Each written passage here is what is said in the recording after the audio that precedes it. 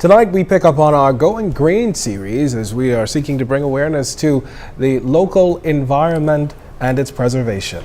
Well, last week's oil spill prompted the head of a local group to call on stakeholders to come up with a solution to the vexing problem. C.S. Adderley reports. Clifton National Heritage Foundation's founder and CEO Code Smith says the situation at Clifton has only worsened over the years, with oil spills occurring frequently. It's something that needs to be addressed immediately, he says. Smith is applauding the government, though, for its commitment to correcting it. If you were to go on any given day off of Clifton Pier, you would see a lot of oil slick on the ocean.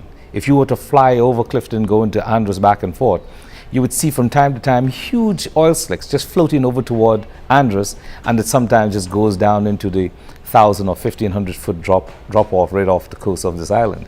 And so these things are being unaddressed. And because we do not see it with our eyes, we feel that it's gone. According to Smith, Adelaide Beach was blackened, and by the next day it had been washed away. Unfortunately, it's a scene that's become all too familiar. In July, international waterkeepers say they witnessed environmental destruction taking place in Clifton Bay and in Bimini. Smith explains how oil spills not only damage the environment, but our livelihoods as well. The ongoing damage, he says, underscores the need for Bahamians to seriously consider alternative energy sources. If it is coming from BEC, for example, and I know that we don't know for sure where this thing came from in Adelaide, but if any seepage is coming out of BEC, then we as consumers need to understand that that has an impact on what we pay for electricity.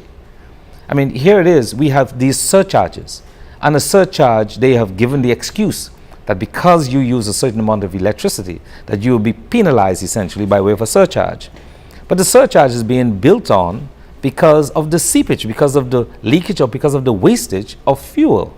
Smith says it's a long-standing issue that continues to impact the environment and the people in the area, and he's calling on all stakeholders to tackle the problem head-on. C.S. Adderley, ZNS Network News.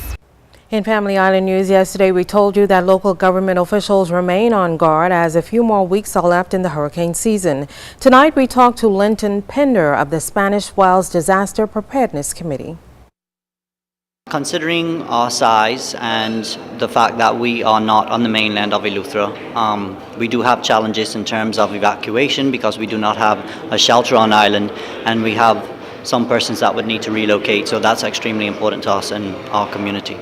What we're here for is to network, like you say, to gain knowledge, to exchange between the US side and our side, to learn as much as we can so that we can take it back to our community and work with the disaster plan that we have to revitalize it and to make it into a more conducive plan that we can work with.